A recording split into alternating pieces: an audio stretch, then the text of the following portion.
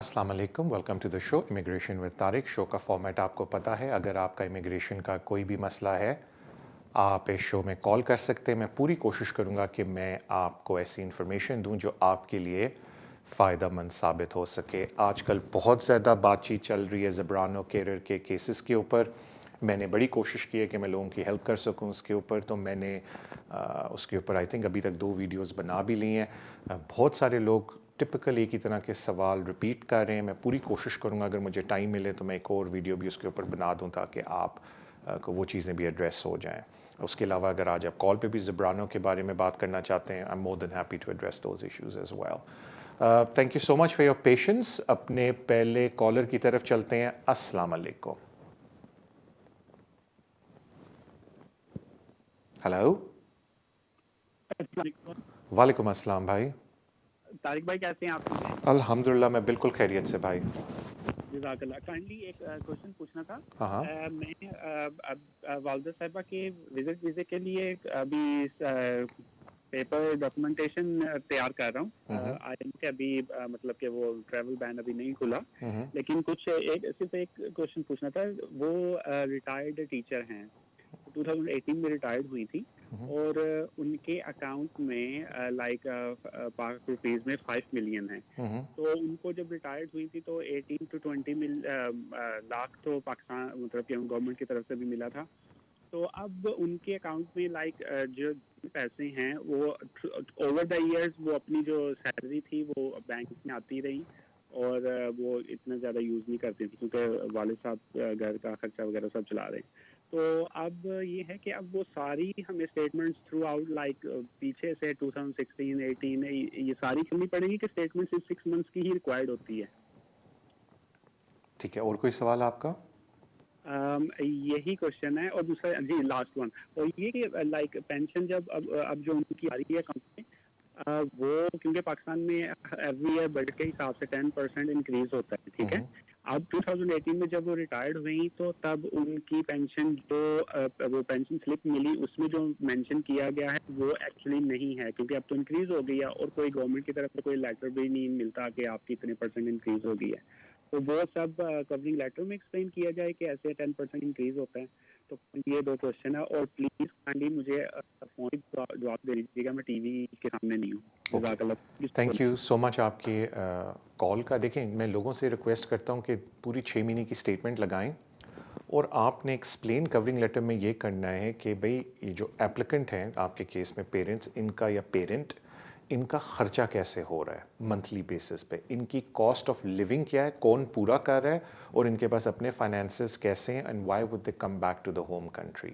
So in particular आपके case में उनका रिटायर्ड टीचर हैं, उनकी पेंशन लगी हुई है, बिल्कुल कवरिंग लेटर में इस बात को एक्सप्लेन करें कि इंक्रीमेंट है पेंशन की 10%, जो कि गवर्नमेंट कोई हमें उसका लेटर नहीं देती, लेकिन ये बैंक स्टेटमेंट आप देख लें, रेगुलर पेंशन पेमेंट्स आ रही हैं और ये पेंशन के उनके कागजात हैं। And then of course covering letter में आप मेंशन करें कि उनकी 6 मंथ स्टेटमेंट के अंदर क्या क्या एक्टिविटी हो रही है। सिर्फ एक बात होता है कि कभी कभी बड़े लार्ज आइटम्स जमा हो जाते हैं बैंक स्टेटमेंट के अंदर जस्ट बिफोर कोई एप्लीकेशन डालता है, तो मैं उनसे ये रिक्वेस्ट करता हूँ कि एक्सप्लेन करें होम ऑफिस को कि ये लार्ज डिपॉजिट किधर से आया है और उसकी सोर्स को भी एक्सप्लेन करें होम ऑफिस को। तो इसलिए 6 months is a very good indication. आपको 2016 से लगाने की ज़रूरत नहीं है, बिकॉज कभी कभी लोगों के पास 2016 में बहुत पैसे होते हैं, अब 21 आ गया, उन्होंने अब आना है तो वो अब देखेंगे कि उनके पास कितने पैसे हैं। हाँ, अगर आपने कंसिस्टेंसी दिखानी है तो 6 months is more than enough, और साथ डिटेल्ड एक्सप्लेनेशन दें। और आपको जिस तरह पता है कि इस वक्त होम ऑफिस ने होल्ड की हुई हैं applications because of the red list scenario India and Pakistan की, तो मे बी आप वेट कर लें जब तक ये लिस्ट से बाहर नहीं आते, या अगर आपने फिर भी अप्लाई करना है तो बी केयरफुल, क्योंकि एप्लीकेशन होल्ड पे ही रहेगी most likely. Thank you so much आपकी कॉल का। अगले कॉलर की तरफ चलते हैं। अस्सलाम वालेकुम। वालेकुम सलाम। तारिक भाई क्या हाल है? ठीक है अल्हम्दुलिल्लाह जी, मैं बिल्कुल खैरियत से। Thank you for asking. Tariq भाई मेरे ना 3 सवाल हैं, तो प्लीज मुझे इनके बारे में थोड़ा सा बता दीजिएगा जी। वो पहला सवाल ये है तारिक भाई, मैं ना टैक्सी ड्राइवर हूँ, सेल्फ एम्प्लॉयड हूँ। तो कोरोना में ना मैं बीमार हो गया था लास्ट ईयर अप्रैल में, 4 मंथ के लिए जो है ना वो बेड रेस्ट पे रहा। तो जो है ना मैंने ना और ये अपनी वाइफ का ना वीज़ा अप्लाई करना है, तो मैं भी कल अकाउंटेंट के पास गया था, तो वो उसने ना वो मेरी जो एम्प्लॉयमेंट मेरी, क्योंकि एक एम्प्लॉय भी कहीं पे मैं काम भी करता हूँ, तो वो सेल्फ एम्प्लॉयड की और उसकी इनकम जो है ना उसने मैच की, तो वो टोटल 20,000 बनी थी। तो उसने क्या कि यार थोड़ा सा चलो मैं ना वो डाल देता हूँ, आपके खर्चे ज़्यादा नहीं डालता। तो वो 19,000 पाउंड जो है ना उसने ना इनकम 19,600 उसने इनकम शो कर दिया उसमें। और उसके ऊपर उसने जो है ना वो टैक्स निकाला है, जो है ना वो 1600 टैक्स है। अब मेरा सवाल ये है कि ये जो टैक्स है, ये मैं वीज़ा अप्लाई करने के बाद पे कर सकता हूँ, या ये मुझे वीज़ा अप्लाई करने से पहले ये टैक्स पे करना है? और कोई सवाल आपका? जी, दूसरा सवाल तारिक भाई ये है कि और मुझे ये बताइएगा कि अगर ये जो फीसें वगैरह हैं इसकी होम ऑफिस की, उनके बारे में भी बता दीजिएगा कि वो फीसें कितनी हैं। और तीसरा सवाल ये है कि ये जो बस यही है तारिक भाई, दो सवाल ही है। Okay, thank you so much आपकी कॉल का। देखें, जहाँ तक फ़ीस की बात है वो 3 हिस्सों में बँट गई अब होम ऑफिस की फ़ीस मेनली। पहला हिस्सा होता है जब आप एप्लीकेशन भर के अगली स्टेज पे जाते हैं तो सबसे पहले वो IHS सरचार्ज मांगते हैं, जो कि ऑलमोस्ट पर एप्लीकेंट 1560 पाउंड 1560 पाउंड रफली हो गया है। जब आप वो पे कर देते हैं तो अगली स्टेज पे एप्लीकेशन चली जाती है जिसमें आपने एप्लीकेशन की फ़ीस देनी है, जो अबाउट 1052 है। मुझे कोट ना कीजिएगा 52 है या 82 है, but that is the cost. और जब आप वहाँ से भी आगे जाते हैं तो बहुत कम केसेस में होम ऑफिस डायरेक्ट अपने पास बुला लेता है क्रॉयडन में, बट मोस्टली 95% केसेस में होम ऑफिस कहता है कि ये थर्ड पार्टी है सोप्रा, आप इनके पास जाके हम अपनी फिंगरप्रिंट्स के लिए बुकिंग कर लें। तो उनकी जो कॉस्ट है फिंगरप्रिंट बुकिंग की वो 170 पाउंड से लेके ऑलमोस्ट 200 पाउंड है, डिपेंडिंग आपको अपॉइंटमेंट कहाँ मिले। तो अगर आप ये सारी 3 तरह की कॉस्ट को ऐड कर लें तो अबाउट राउंड ऑफ करके 2800 पाउंड्स पर एप्लीकेंट एप्लीकेशन फ़ी बन जाती है। ऑफ कोर्स अब फ़ी वेवर की तरफ अभी हम नहीं जा रहे हैं, just telling you the cost. अब आ जाते हैं टैक्सेशन की तरफ। देखें, टैक्स पेबल या जो पे करना है उसका एप्लीकेशन से कोई ताल्लुक नहीं है। ताल्लुक है कि आपकी डिक्लेयर्ड इनकम क्या है। तो अगर आपकी डिक्लेयर्ड इनकम आपने टैक्स रिटर्न पे बता दी है और उसके बाद किसी वजह से आप ये कहते हैं कि मेरे पास ये पैसे नहीं हैं टैक्स के देने के, और आप टैक्स जो अथॉरिटीज़ हैं उनसे रीपेमेंट प्लान बना लेते हैं, तो उसका एडवर्स इफेक्ट आपकी इमिग्रेशन एप्लीकेशन पे नहीं पड़ना चाहिए, बिकॉज आपकी इनकम उन्होंने देखनी है कि क्या है। टैक्स ज़रूरी नहीं है कि पे हो जाए, आप इंस्टॉलमेंट भी उसमें कर सकते हैं। थैंक यू सो मच आपकी कॉल का ना भाई, wish you all the best. अगले कॉलर की तरफ चलते हैं। अस्सलाम वालेकुम। बड़ा सवाल था ये जो 5 ईयर का रूट है जो जिब्रानो से उसके रिलेटेड क्वेश्चन था। हमारी वीजा है 10 ईयर के चाइल्ड के बेस पे और वो एक्सपायर हो गई थी 24 मार्च को। हम वेट कर रहे हैं ये जो फी वेवर का हम वेट कर रहे हैं। तो अगर फी वेवर हमारी अप्रूव हो जाती है तो हम ये 5 ईयर के रूट पे जा सकते हैं, और उसकी लास्ट डेट कब तक है अप्लाई करने की? और अगर ये हमारी वीजा रिजेक्ट हो जाती है 5 ईयर रूट के, तो हम 10 ईयर रूट में फिर से अप्लाई कर सकते हैं और फी वेवर उसमें कैरी फॉरवर्ड होगा कि हमें फिर से मुझे ये बता दें कि आपका बच्चा ब्रिटिश कितना अर्सा पहले बना था? वो अभी 2018 में। ओके, ठीक है। अच्छा, अब मेरी बात ज़रा प्लीज़ गौर से सुनिएगा, इफ़ यू डोंट माइंड। मैं बहुत आराम से बात समझाऊंगा। Thank you. देखिए मैम, जब आप फ़ी वेवर अप्लाई करते हैं और अगर फ़ी वेवर आपका अप्रूव हो जाए तो अनफॉर्चुनेटली आपके पास 10 वर्किंग डेज़ होते हैं उस फ़ी वेवर के ऊपर एप्लीकेशन ह्यूमन राइट्स की डालने पे, और अगर आप उन 10 डेज़ के अंदर उस कोड को यूज़ ना करें तो वो फ़ी वेवर ख़त्म हो जाता है, और अगर आपको फ्यूचर में दोबारा फ़ी वेवर चाहिए तो आपको दोबारा अप्लाई करना पड़ता है। तो ये तो सिनेरियो हो गया फ़ी वेवर का। अब हम आ जाते हैं ज़ब्रानो की एप्लीकेशन की डेडलाइन पे, और फिर मैं बताता हूँ कि मेरी नज़र में क्या लोगों को करना चाहिए लॉजिकली। अब आ जाते हैं ज़ब्रानो की डेडलाइन पे। इस वक्त होम ऑफिस ने तो ये बोला हुआ है कि जी जहाँ तक ज़ब्रानो की बात है आपने 30 जून से पहले अप्लाई करना है। हाउएवर इस केस के अंदर जो इस वक्त चल रहा है, जिसकी अपील कोर्ट ऑफ अपील में होम ऑफिस ने फर्दर एप्लीकेशन भी डाल दी है, उस केस में होम ऑफिस ने कंसेंट ऑर्डर किया है और जज को ये कमिटमेंट दी है कि अभी हम रिकन्सिडर करेंगे कि इस केस के बाद आया हमें अपना अपेंडिक्स EU के कवानीन चेंज करने चाहिए या नहीं, और हम एक पॉलिसी निकालेंगे। और हम ये ज़रूर कमिटमेंट देते हैं कि अगले विद इन 6 वीक्स के अंदर अगर हमने किसी को पकड़ लिया जो ओवरस्टेयर है और उसने बोला जी मेरे पे ज़ब्रानो अप्लाई होता है, तो हम उसको 28 डेज़ देंगे एप्लीकेशन डालने के लिए। तो अगर इसको बिटवीन द लाइंस पढ़ा जाए तो इसका मतलब ये लग रहा है कि 30 जून इज़ योर डेडलाइन, लेकिन 6 weeks from 30th of June home office की डिस्क्रेशन पे है कि वो आपकी एप्लीकेशन को एक्सेप्ट करेगा या नहीं। तो इन प्रिंसिपल अगर कोई ज़ब्रानो की एप्लीकेशन डालने के बारे में सोच रहा है तो प्लीज़ अब ज़ब्रानो की एप्लीकेशन 30 जून से पहले डालें। लेकिन अगर किसी अनफोर्सीन रीज़न की वजह से आप 30 जून से पहले एप्लीकेशन नहीं डाल सकते तो there is a grey area, meaning एक डिस्क्रेशनरी एरिया है जिसमें होम ऑफिस अगले 6 वीक्स तक आपकी एप्लीकेशन को एक्सेप्ट कर सकता है। वो करे ना करे एक सेपरेट मैटर है, लेकिन कॉमन सेंस मेरी ये कह रही है कि होम ऑफिस ज़रूर इस एप्लीकेशन को एक्सेप्ट करेगा।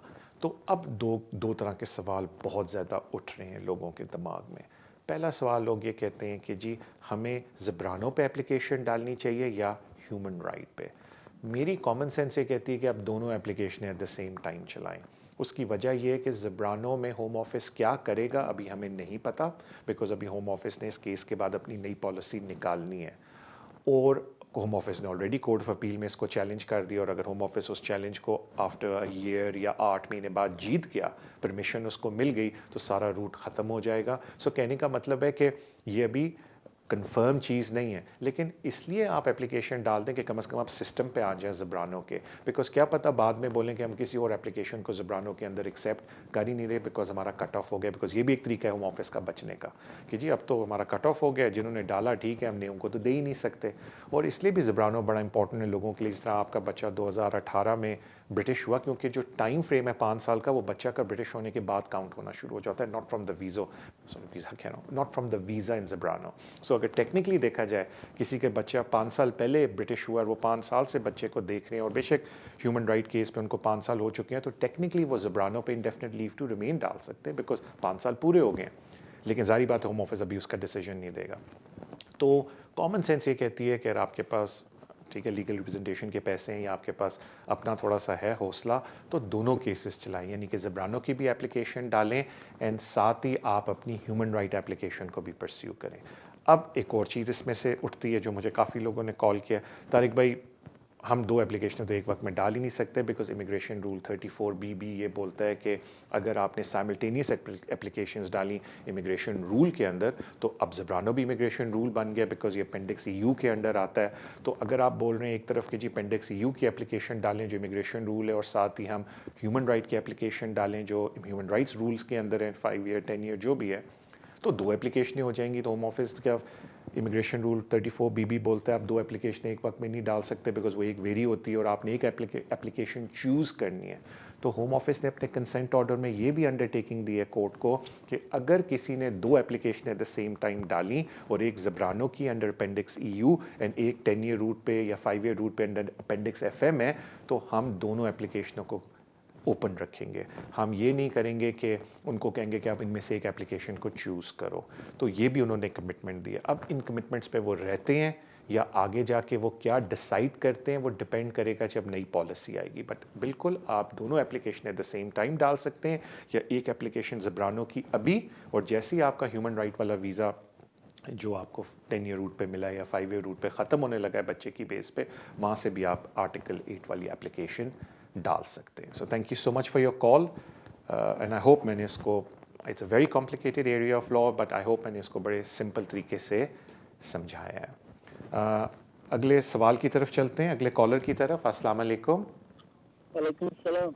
वालेकुम अस्सलाम। भाई मैं पहले बता दूं, मुझे कान में बोला गया तारिक भाई प्लीज़ आपने आंसर ब्रेक के बाद देना है, तो आप सवाल पूछ लें ब्रेक के, तो आप वेट करेंगे मेरा, फिर मैं वापस आके आई आंसर योर क्वेश्चन। ठीक है इंशाल्लाह। अच्छा मेरा भाई क्वेश्चन है मेरा, अल्हम्दुलिल्लाह मेरे को ना 10 साल का जो रूट में वीज़ा मिला है जनवरी में, तो मैंने साइन में जाता था 2016 से। तो मेरे को एक सॉलिसिटर ने बोला है जब से आप साइन में जा रहा है तो आपका तो साइन का कोई ब्रेक नहीं हुआ, तो आप साइन से 10 साल जब हो जाएगा तब आपने इंडेफिनिट लीव टू रिमेन के लिए एप्लीकेशन कर सकता है। ये कितना, ये कोई पॉलिसी है और ये क्या रूल है, और मुझे थोड़ा ये इसके बारे में बोलना है। ओके, मैं आपको अर्ज़ करके बता दूंगा, अगर आप माइंड ना करें। मुझे कान में अभी बोला गया था कि तारिक भाई हमारा ब्रेक का टाइम है, तो let's go on a break पे वापस आके, बड़ा अच्छा आपका सवाल है, मुझसे कई दफ़ा पूछा जाता है, तो पहले मैं इसका जवाब दूंगा मेरे भाई, and then we'll take some more call. So इंशाल्लाह ताला see you after the break. अस्सलाम वालेकुम, welcome back to the show immigration with Tariq. Break पे जाने से पहले एक कॉल आई, उन्होंने कहा कि जी मैं आई थिंक उनके पास कोई वीज़ा है, लेकिन उससे पहले वो रिपोर्टिंग कर रहे थे, ओवरस्टेयर थे, तो अब वो ये पूछना चाह रहे हैं कि जो मेरा रिपोर्टिंग का पीरियड है वो लॉन्ग रेजिडेंस में काउंट होता है या नहीं। तो देखें, होता ये है कि जब आप लॉन्ग रेजिडेंस के इमिग्रेशन रूल देखें तो उसमें बड़ा क्लियरली बोला गया कि कंटिन्यूस रेजिडेंस आपकी होनी चाहिए, मीनिंग कि कोई रेजिडेंस के अंदर ब्रेक नहीं होनी चाहिए। सिर्फ एक एक्सेप्शन है ब्रेक की, जिसको हम कहते हैं इमिग्रेशन रूल 39E, जिसमें ये बोला जाता है कि आपको एक गैप की इजाज़त है, एक गैप की इजाज़त है 14 डेज़ के, वो भी जब आपके अपील राइट्स एग्जॉस्ट हो जाएं, और उसकी जो भी कंडीशन है 39E की वो आपको मीट करनी पड़ती है। 2016 से पहले वो गैप 28 डेज़ था और उसमें थोड़ी सी रिलैक्सेशन थी। 39E के आने के बाद वो जो 28 डेज़ की रिलैक्सेशन है वो बहुत टाइट हो गई है, तो हमें ये देखना पड़ता है कि 39E इमिग्रेशन रूल अप्लाई हो रहा है किसी पे, अगर किसी का गैप है और अगर उस गैप के अंदर 39E इस्तेमाल हो रहा है तो बंदा फिर अपना कंटिन्यूस रेजिडेंस मेंटेन कर सकता है, जो तो हर गैप के ऊपर 39E अप्लाई करना होता है।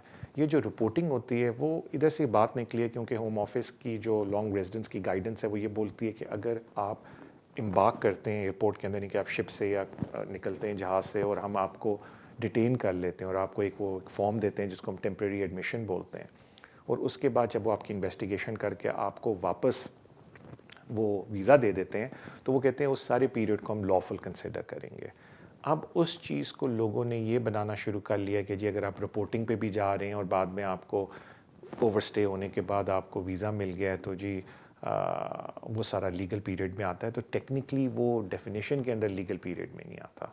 हाँ देखें, लॉन्ग रेजिडेंस में अब जो नई चीज़ें बन गई, होम ऑफिस की डिस्क्रेशन है, किसी को भी वीज़ा दे सकता है सेटलमेंट का।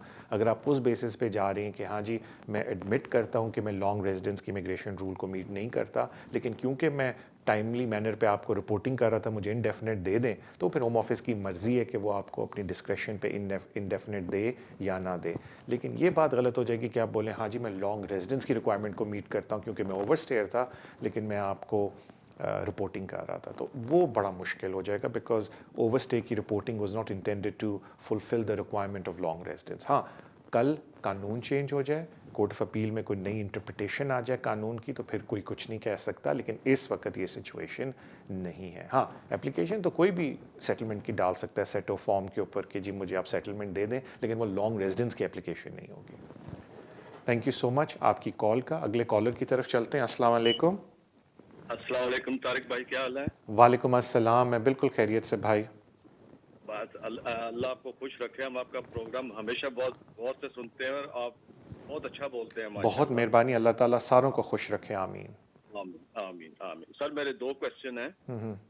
पहला क्वेश्चन ये है, मेरे पास परमानेंट सेटल स्टेटस है यहाँ यूके में, मेरे और मेरे बच्चों के पास जी, तो वो हमें ईमेल ही आई हुई है, हमें कोई कार्ड की जरूरत है या नहीं? और सेकंड क्वेश्चन ये है कि मैं जब यूरोप अपने मुल्क वापस जाऊंगा तो मुझे यहाँ से कोई हेल्थ इंश्योरेंस की जरूरत है अगर मैं वहाँ पे कोई हेल्थ का इशू हो जाए या नहीं, या इंश्योरेंस करवानी पड़ेगी? मेरा मतलब कहने का ये, बस ये दो क्वेश्चन मेरे से। थैंक यू सो मच भाई आपकी कॉल का। देखें, अगर आपके पास यूरोपियन पासपोर्ट है तो आप उसके ऊपर कहीं भी ट्रैवल कर सकते हैं और आपको कार्ड की ज़रूरत नहीं है। वो ज़्यादातर मेरे पास काफ़ी मैं लोगों को जानता हूँ जिनके पास इंडियन या पाकिस्तानी पासपोर्ट है और उनका प्री सेटल स्टेटस के थ्रू या 5 साल वाला वीज़ा हो गया है या इनडेफिनेट लीव टू रिमेन हो गया है, वो पर्ची लेके फिरते हैं।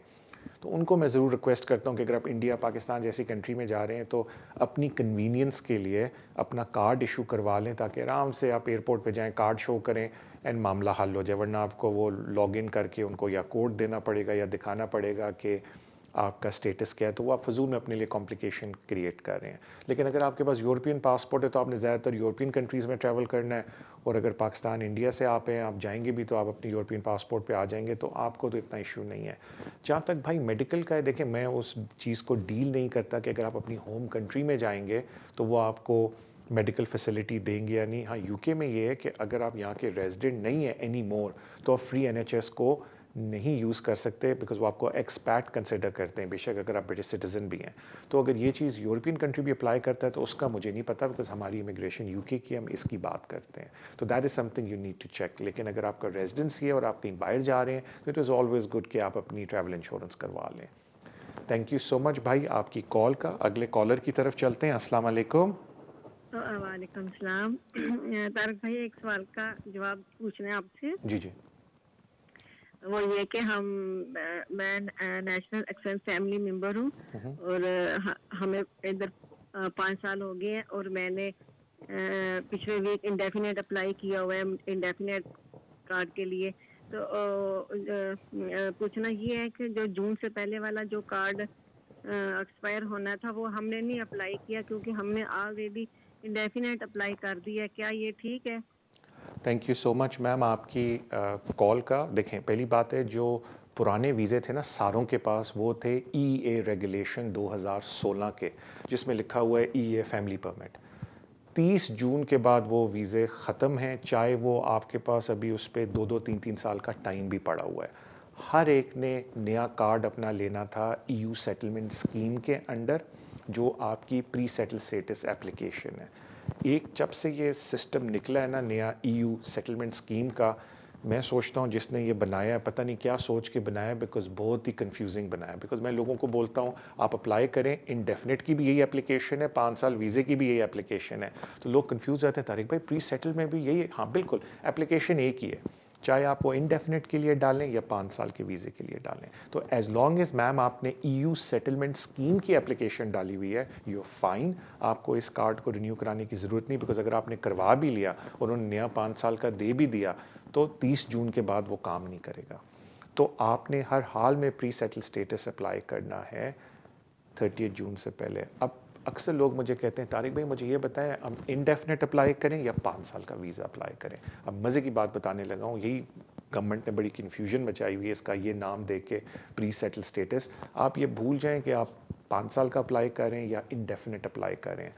आप अप्लाई करें EU settlement scheme, home office खुद आपका रिकॉर्ड चेक करके बता देगा कि हम आपको इंडेफिनेट दे रहे हैं या 5 साल का वीज़ा दे रहे हैं। अगर आप समझते हैं कि आपको इंडेफिनेट मिलना चाहिए बिकॉज आपके 5 साल पूरे हो गए हैं, तो वो जो एविडेंस में अपलोड वाली टैब है उसमें सारा एविडेंस अपलोड करें, कवरिंग लेटर उसमें अपलोड करें कि इस बेसिस पे मैं चाह रहा हूँ या चाह रही हूँ कि मुझे इंडेफिनेट मिलना चाहिए, मुझे 5 साल का वीज़ा ना दें आप। तो वो फिर उस तरीके से वो सिलेक्ट करके आपको अप्रोप्रिएट वीज़ा दे देंगे। अब जिस तरह एक और मुझे कोई कह रहा था तारिक भाई मुझे 3 साल हो गए EU 2016 की एप्लीकेशन पे, अब मुझे 5 साल का देंगे तो मैं इंडेफिनेट कब अप्लाई करूँगा? 2 साल पुराने, नया 5 साल का वीज़ा होगा, 2+3 ऐड करके जब 5 साल पूरे हो जाएंगे आप दोबारा अप्लाई करेंगे। तो वो बड़ी इंटरेस्टिंग बात कहते हैं जी कहाँ अप्लाई करेंगे, तो अभी तक तो होम ऑफिस नहीं कहा है कि दोबारा EU सेटलमेंट स्कीम के थ्रू ही अप्लाई करके आप सेटलमेंट लेंगे। तो ये मैं वैसे एक एक्स्ट्रा चीज़ लोगों को बता रहा था, आप फिक्र ना करें, एज लॉन्ग एज आपने EU सेटलमेंट स्कीम अप्लाई की है अल्हम्दुलिल्लाह you should be fine and I wish you all the best. Thank you आपकी कॉल का। अगले कॉलर की तरफ चलते हैं। अस्सलाम वालेकुम। वालेकुम सलाम। तारिक भाई क्या हाल है? ठीक है अल्हम्दुलिल्लाह भाई, मैं बिल्कुल खैरियत से। तारिक भाई मेरा सवाल ये है कि मैंने असाइलम किया था 2006 में जी, तो 2010 में मेरा ख़त्म हो गया था। मैंने फ्रेश क्लेम डाला था लिवरपूल में 2010 में, और 2012 में मुझे होम ऑफिस ने कहा कि हम आपको लेगेसी में 3 साल की लीव दे रहे हैं। ठीक है। 2015 में उन्होंने मुझे वीज़ा इशू किया। 2018 में मैंने जब एक्सटेंशन अप्लाई की तो मैंने उनको कहा कि मेरा पीछे वाला टाइम अकाउंट करें, जो है ना मुझे इंडेफिनेट दें। तो होम ऑफिस ने मुझे इंडेफिनेट दे दी। उन्होंने कहा हम पीछे वाला टाइम अकाउंट करते हैं और इंडेफिनेट देते हैं। ठीक है। अब मुझे ये बताएं कि मेरे जो है ना 10 साल पूरे लग गए हैं, वो जो उन्होंने पीछे वाला टाइम अकाउंट किया है, तो क्या मैं नेशनलिटी अप्लाई कर सकता हूँ कि नहीं? जो है ना मुझे ये ज़रा ठीक है। कंफ्यूजिंग है। थैंक यू सो मच जी आपकी कॉल का। देखें नॉर्मली ये होता है कि जब आपको पहला वीज़ा मिला था उस ज़माने में डिस्क्रिशनरी लीव 3+3 मिलती थी, और जब आपके 6 साल होते थे आपको इंडेफिनेट मिलता था। तो जो आपकी पहली डिस्क्रिशनरी लीव मिली थी आपने कहा 2012 में, वो चेक कर लें, बिकॉज उसके बाद आपने कहा मुझे 3 साल का मिला, फिर 3 साल का मिला और फिर 6 साल बाद आपको इंडेफिनेट मिल गया। तो जो पहली डिस्क्रिशनरी लीव थी आपकी, नॉट उससे पहले जो फ्रेश क्लेम चलता रहा या असाइलम चलता रहा, नो, जब आपको स्टैंप हो गया वीज़ा पहला और उसके बाद आपने कहा मुझे कंटिन्यूसली एक और लीव मिली 3 साल की और फिर मैंने इंडेफिनेट ले लिया, उधर से 10 साल आप काउंट कर लें। सो अगर वो डेट थी से सितंबर 2012 की, तो सितंबर 2022 में आप नेशनैलिटी अप्लाई करें तो there is a good possibility कि जब वो पिछला 10 साल का रिकॉर्ड देखेंगे तो कोई एडवर्स फाइंडिंग इमिग्रेशन के तहत आपके ख़िलाफ़ नहीं निकलेगी, बिकॉज आपके पास पूरे उन 10 सालों में वैलिड लीव थी और कुछ सालों के लिए तो इंडेफिनिट था उसके अंदर। थैंक यू सो मच आपकी कॉल का। अगले कॉलर की तरफ चलते हैं। अस्सलाम वालेकुम। अस्सलाम वालेकुम तारिक भाई। वालेकुम अस्सलाम। तारिक भाई कैसे हैं? ठीक है अल्हम्दुलिल्लाह, मैं बिल्कुल खैरियत से हूँ। तारिक भाई मेरे दो क्वेश्चन है। एक तो क्वेश्चन ये है कि मेरे वाइफ और मेरा एक बेटा है, वो डिपेंड करते हैं मुझ पे, तो क्या उनको यूरोप जाने के लिए, मिसाल के तौर पर मेरे पास स्पेनिश पासपोर्ट है, तो स्पेन जाने के लिए उनको वीज़े की ज़रूरत होगी? एक तो ये सवाल है।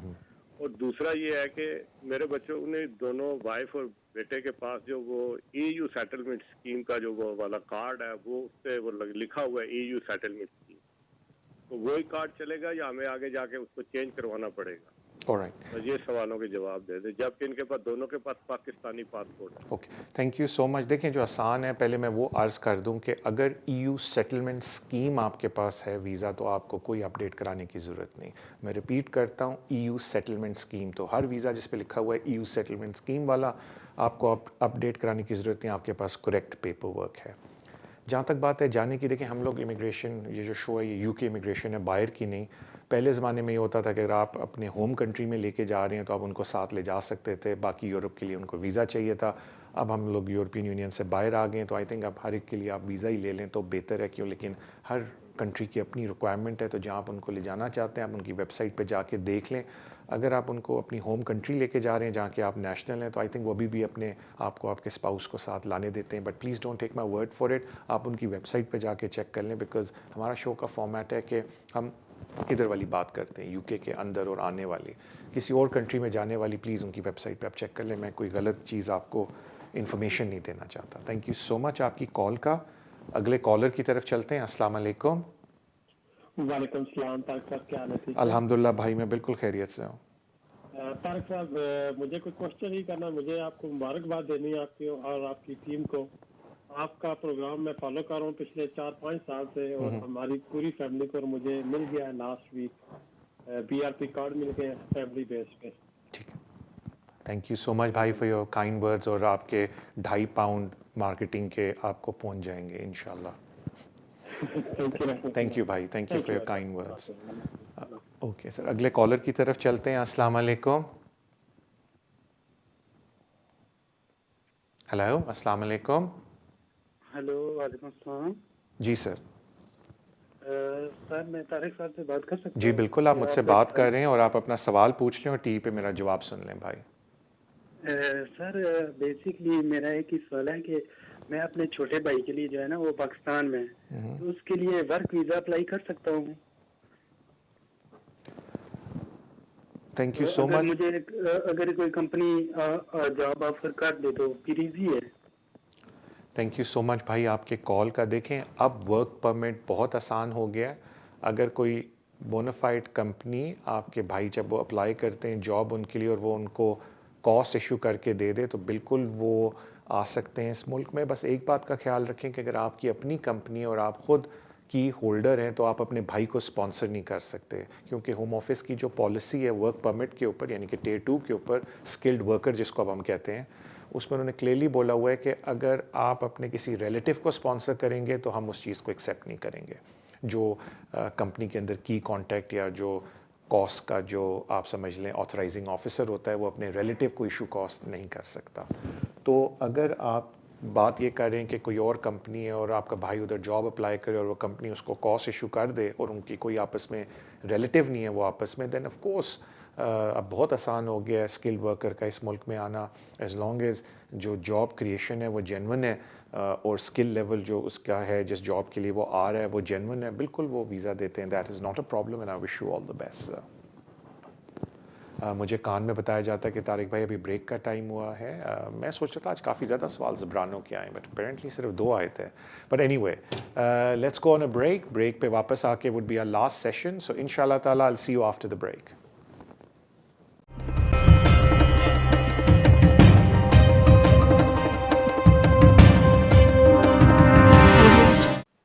Welcome back to the show immigration with Tariq. अपने अगले कॉलर की तरफ चलते हैं। अस्सलाम वालेकुम। हेलो। हेलो तारिक सर, कैसे हो? मैं बिल्कुल खैरियत से। मुझे सवाल था वो जिब्रानो के रिलेटेड, कुछ कंफ्यूजन है। तो एक्चुअली हमारा ऐसा है कि हमारा फी वेवर अप्लाई किया हुआ है और वीजा एक्सपायर हो गया है और हमें अभी मैं जिब्रानो डाल सकता हूँ? अगर डालता हूँ तो उसकी फीस क्या रहेगी और अगर हम दोनों में से एक कोई डाल सकता है? Alright, thank you so much आपकी कॉल का। ज़ब्रानो बेहतर है आप दोनों डालें, मियाँ बीवी, और ज़ब्रानो की कोई फ़ीस नहीं है और आप बिल्कुल डाल सकते हैं। और जब उधर से आपका फ़ी वेवर का जवाब आ जाए और अगर फ़ी वेवर आपको मिल जाए तो वो एप्लीकेशन भी डाल दें ह्यूमन राइट की। अगर आपको फ़ी वेवर नहीं मिलता ह्यूमन राइट की एप्लीकेशन पे तो फिर आपने एक डिसीजन लेना है कि आया हम ज़ब्रानो वाली फ़ाइल पे ही बैठे रहें या हम ह्यूमन राइट के भी पैसे दे के उसको भी अप्लाई कर लें। Because you can choose. और आप कहें कि अच्छा जी क्योंकि वो फ़ी वेवर हमें दे नहीं रहे, हम ज़ब्रानो की केस पे बैठे रहेंगे। अब आपको कितना अरसा बैठना पड़ेगा उसके ऊपर डिसीजन के लिए हमें नहीं पता, बिकॉज होम ऑफिस ने उस केस को चैलेंज कर दिया। खुदा न खास्ता ये भी हो सकता है कि होम ऑफिस अपना केस जीत जाए और ये सारा मामला वापस ज़ीरो पे चला जाए।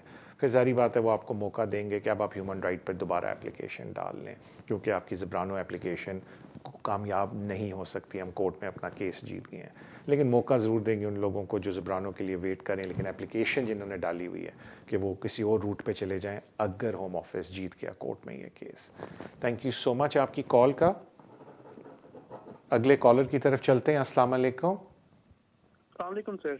वालेकुम अस्सलाम। सर क्या हाल है, ठीक है आप? अल्हम्दुलिल्लाह मैं बिल्कुल खैरियत से।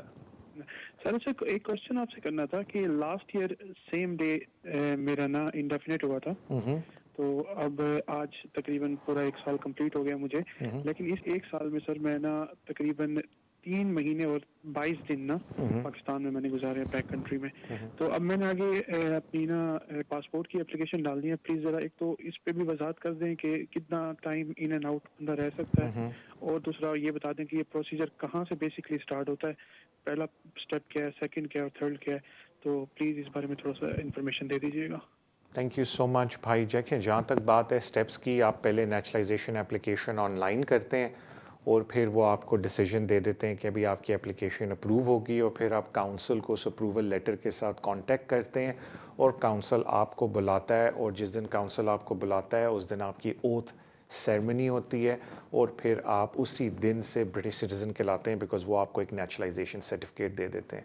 सर्टन काउंसिल्स आजकल नेशनलाइजेशन सर्टिफिकेट उस वक्त नहीं दे रहा कोविड की वजह से, तो 2-3 दिन बाद आपको इशू होता है। लेकिन जिस दिन आपके पास नेशनलाइजेशन सर्टिफिकेट आ जाता है ओथ लेने के बाद, उस दिन से आप ब्रिटिश नेशनल बन जाते हैं। पासपोर्ट बेशक आप बाद में अप्लाई करें या ना भी अप्लाई करें, लेकिन ज़्यादा लोग जारी बात है पासपोर्ट भी अप्लाई करते हैं। तो that is the third stage, यानी कि नेशनलाइजेशन एप्लीकेशन, ओथ के साथ you become British national citizen in other words, and then आप पासपोर्ट आपका अप्लाई करते हैं। This is 3 step process.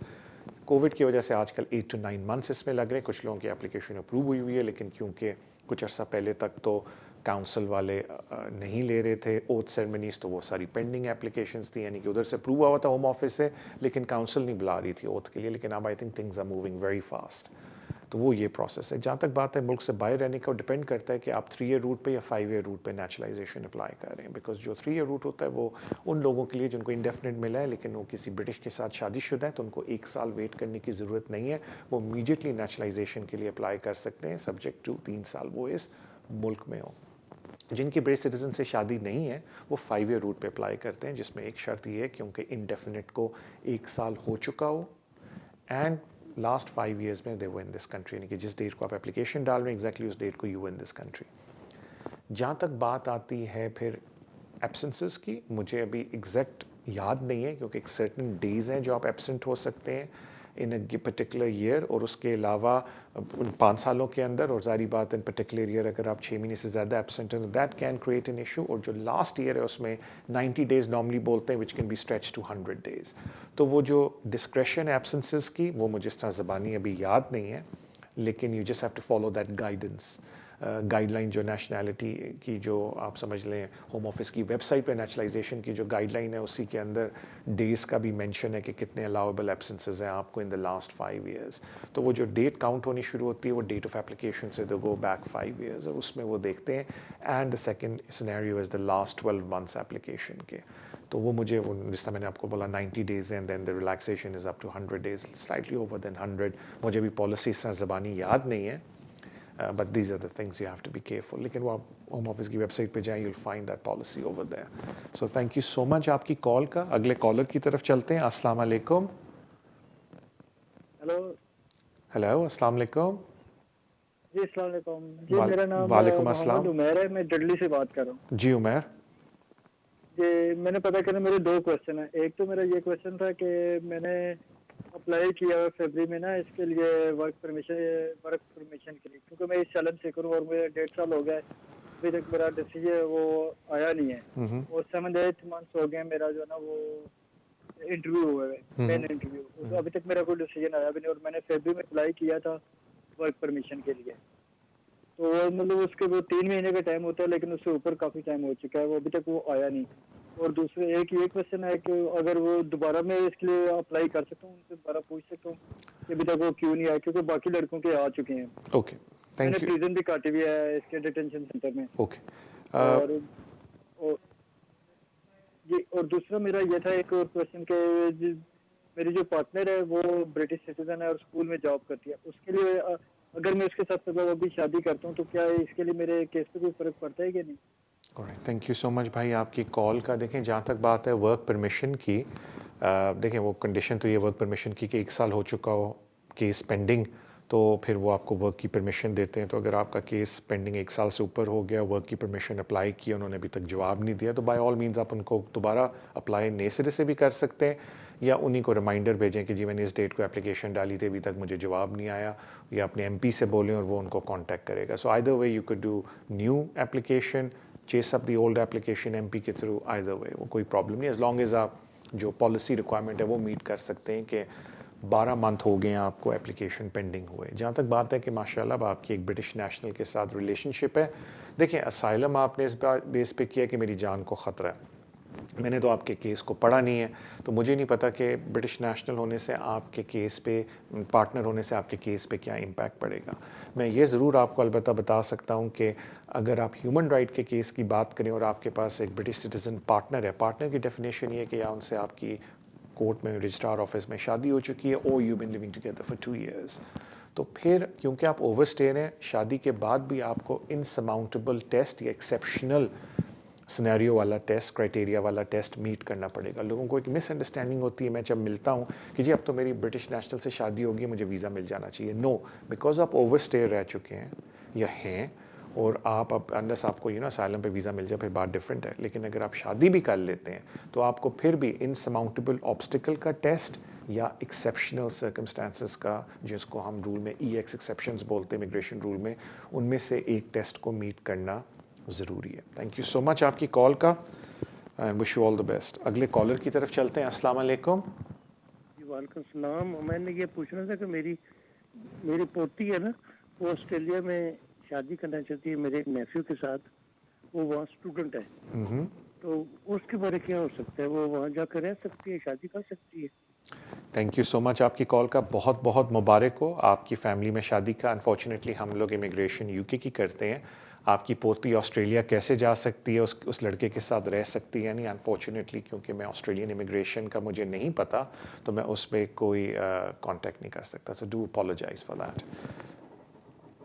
अब मुझे बताया जाता है कि तारिक भाई आपने रिक्वेस्ट की थी कि शो ख़त्म करने से पहले आप थोड़ा सा ज़बरानों के ऊपर बोलना चाहते हैं, तो इस वजह से मेरे ख्याल से अभी हमारे शो में थोड़ा सा टाइम रह गया, तो मैंने उनको कहा था कि और कोई कॉल्स ना लें, मुझे थोड़े से 5-6 मिनट्स दे दे ज़बरानों के ऊपर बात करने के लिए, अगर बहुत ज़्यादा सवाल मुझसे ना पूछे गए ज़बरानों के ऊपर। तो अगर आप थोड़ा सा बैकग्राउंड देख रहे हैं ज़बरानों का, तो मैं थोड़ा सा आपको समरी दे दूँ। नंबर 1 कि होम ऑफिस ने ये बोला है कि प्लीज़ 30 जून से पहले आप एप्लीकेशन ज़बरानों की डाल लें, but at the same time home office ने ये बोला है कि हम एक तरह से डिस्क्रेशनरी आपको मौका देंगे 6 वीक्स का after the 30th of June कि आप ज़बरानों की एप्लीकेशन डाल दें, but don't take that as a promise.